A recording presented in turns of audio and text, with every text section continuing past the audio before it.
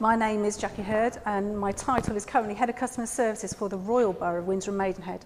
So I have all the customer contact for the organisation, I have housing options, I have parking appeals, as I say, and have facilities management. So staff are pretty keen about telling me what the loo rolls have run out, the printers are not working or stationery is not in. So my role is to raise the performance of the organisation internally and externally. So the Royal Borough is quite unique in that we have the Queen there, so it's been all fun and games with the 90th birthday and the new bandstand that's there. But when we're trying to deliver our journey, we have to take into account our residents, but also our big visitor population that's in there, as well as a huge number of people live in the borough but work elsewhere, so they kind of come back. So we have that migrant element each day in there. So our political priorities. I don't know whether we're the only borough, but for 6 years running, our politicians have cut council tax. So that causes us some challenges when you're trying to make your efficiencies as well as trying to deliver the manifesto pledges that we have going through. So when I joined, 82% of our contact still comes through by phone.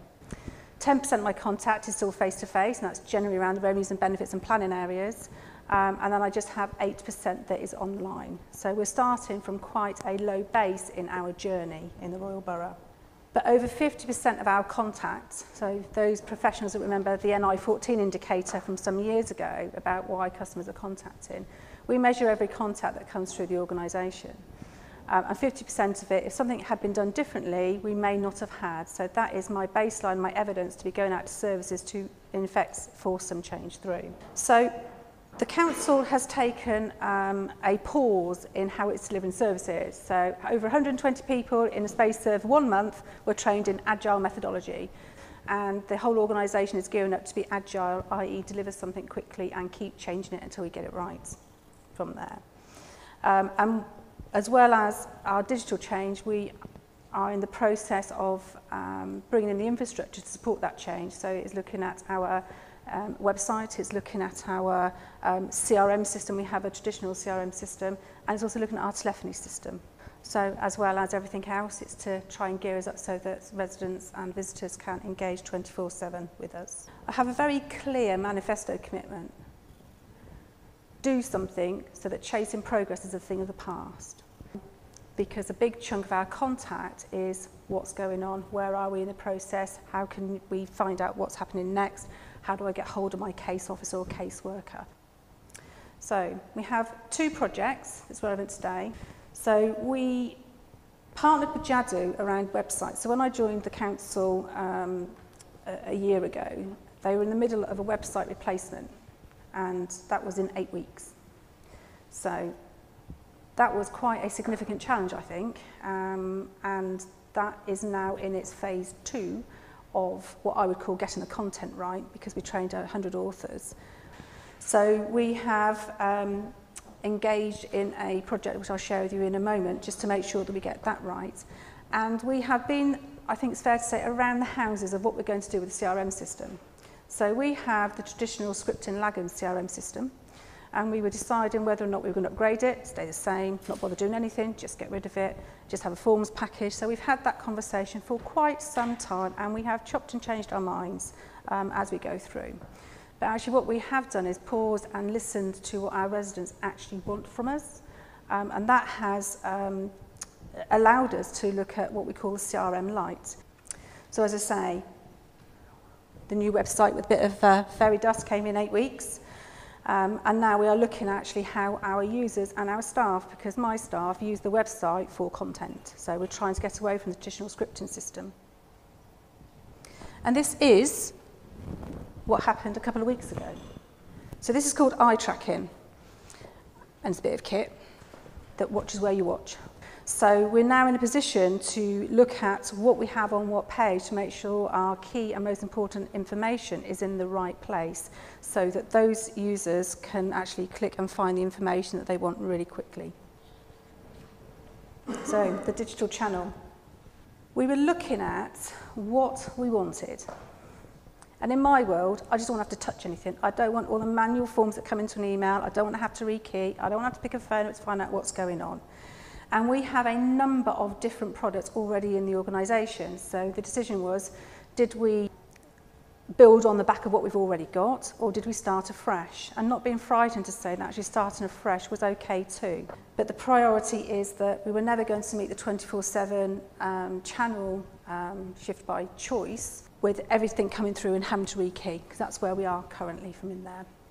So there were some priorities there, and actually having real-time information. And real-time, because our libraries are open 7 days a week, we have customer contact coming through all the time. So whilst the call centre is only open Monday to Friday, we have work when we come in on a Monday morning. So it's making sure that when we call real-time, we mean real-time 7 days a week. One of the improvements that we're making through the work that we're doing with Jadu is doing a callback form. So when someone says they're going to call back, there will be a process, it will be visible, that will be hooked to an account, and we will know when that customer has been called back. And more importantly, the heads of service will know how services are performing, because the standards of delivering customer services is not just the front end, it's the end-to-end process that affects what our customer thinks. So as I say, we decided to partner with Jadu, and we're going with a CXM product. So that's a customer experience management system. We've purchased it through G-Cloud, and we've also got the eForms package. So currently we've got a different eForms package, and for those of you that monitor or manage waste services, we have 70 different waste forms currently, and ideally I just want one with a bit of fancy in there. So we've got a huge task underway to reduce the number. In the Royal Borough, we have one resident who all our politicians refer to. How does it affect Mrs. Miggins? Now, we don't actually have a Mrs. Miggins, but if you ever hear anybody, that's who we are trying to tell the story to. So this is Mrs. Miggins' account. So she will have, in 2 weeks, her own account. And the first service we're going live with is green waste. So that's our garden waste, which is a paid subscription. And it shouldn't be complex, but it is, and I'll explain why in a moment. So that is now what it's looking like. So we only started this project in February. And we're about to go live with this first service. Just using out-of-the-box kit. And we're looking at what our Mrs. Miggins herself wants, not what we as officers want or what our partners want. And it's making sure that we look at working holistically across the council now, so we don't build bespoke systems with that we're never going to use again. And the beauty about it is that we had user stories and requirements from every angle that we've been collecting for about 4 years. And we wanted the moon on the stick, but did we need the moon on the stick? So we've revisited that, and we've had developers on site to understand and watch us work.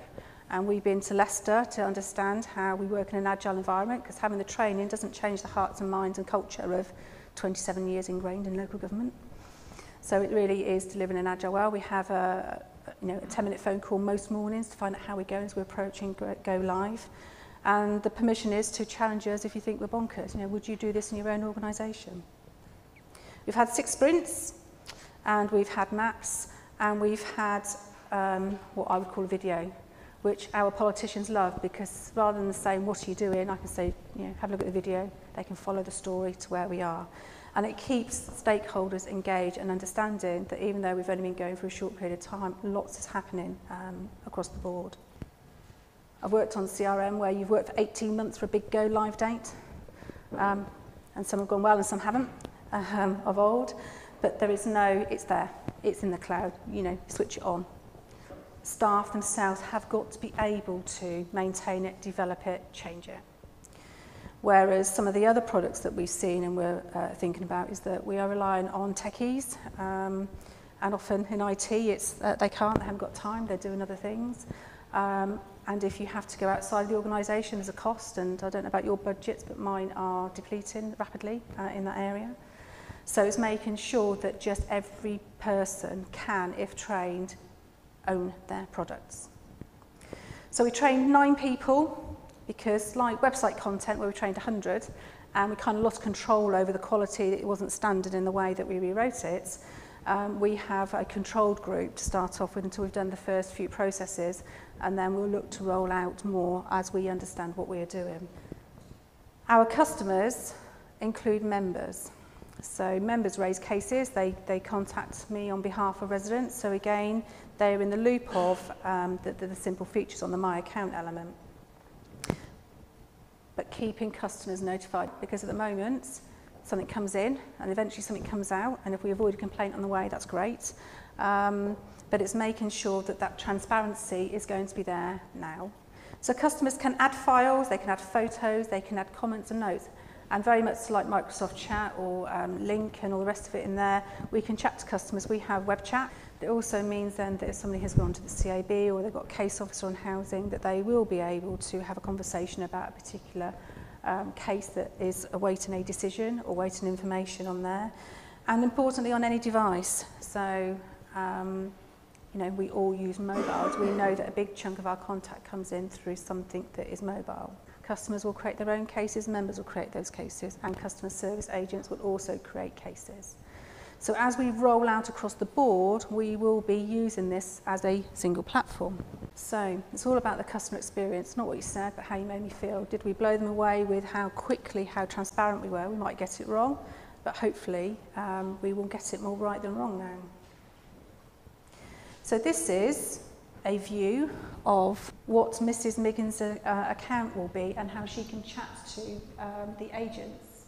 But it does mean that they can chase and find out and talk, because some of the information will be going back to gather more information. That's a view of a team queue. So we have made the decision to only have one queue per team and all work will go into it.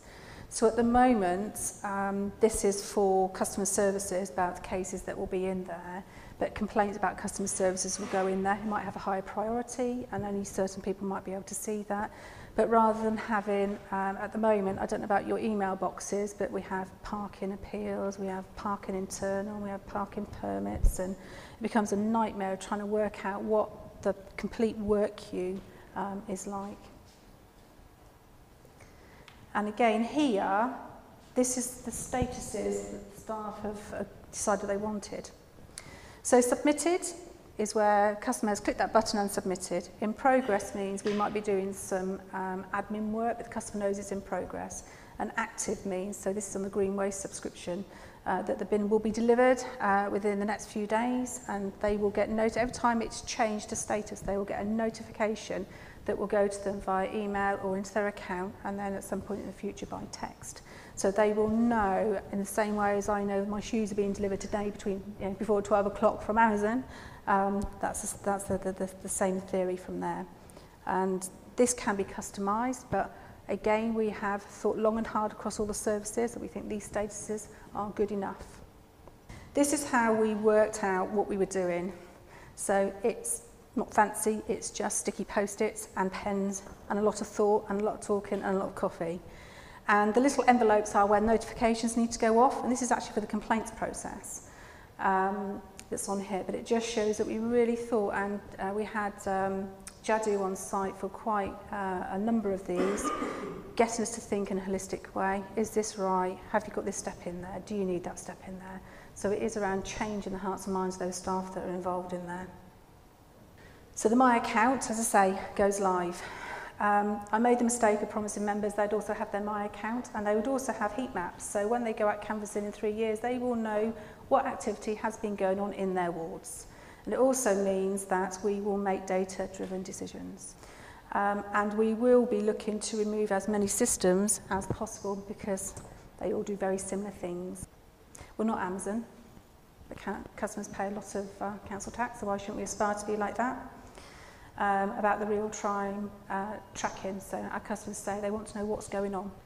So they will have balances, they will have school places in there, they will have the amounts, they will know what they've got to pay, and they will be able to sign up for different services as we roll them out. They can update us, so again they can click the update and they're back in the system then to be updating if something has changed, or if they don't want 10 bins, they want 2. They will be able to see their historic cases, so, and they go into the history element. It removes the silence. I think we said about it being trapped and no longer operating in silos.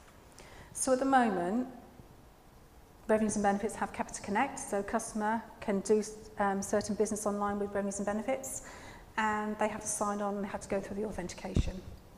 I have housing, so we have locata, so Mrs. Meagans again has to log in and remember a different password. And if it's anything like the passwords we have trying to get into databases, good luck.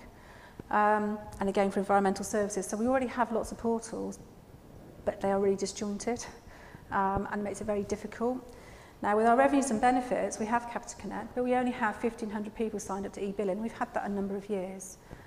And we are in an organisation where lots of people work, so it's not as if they're not IT savvy, there is just some complexity and difficulty around getting into these services. So our website, priority, everybody uses that, that's already across all services. Everybody has their website contents. Underneath that we will have forms, we will have emails, we will have things you click on from pages that come through. So underneath there, that's where our CXM system will be sitting, and that will just link through and talk to all the other service line of business systems. So the old way, you get something and it's chaotic at best. The new way will be, you'll know where it is, whether or not services will be able to perform any quicker, but it should stop a lot of the contact, unnecessary contact and chasing the progress coming in, because customers will be able to see what the state of the nation is on there. We've got 17 processes or services that we will deliver within 4 months. So we talk about aspirations, it's a tough one, but we will be doing our utmost to deliver them by the end of the summer. So what we learned so far, really think about what service you want to go first and why. So we've chosen the one that is most labour intensive. From customers, they can fill in a form, they can make a payment, but the tracking progress and knowing where it is and being able to expand it so more customers can use it. Really focus on what the user wants, what does the user value, and research the person or the partner or the business that you want to work with. So I took my lead member and the lead member for transformation and the directors up to Jadoo. I think the police box, the Doctor Who box, sold it to them from there. But really do your work about, can you work with these partners, put it in the cloud, and pick a pilot service, think about it and deliver it. So 8% my contact is digital. I've got to get it to 60% in a couple of years. It has to be simpler, it has to be faster, it has to be better. And not forgetting that I have to take the customers with me, so it's about hearts and minds and people wanting to change, because it's digital by choice in the Royal Borough, not by default. Thank you.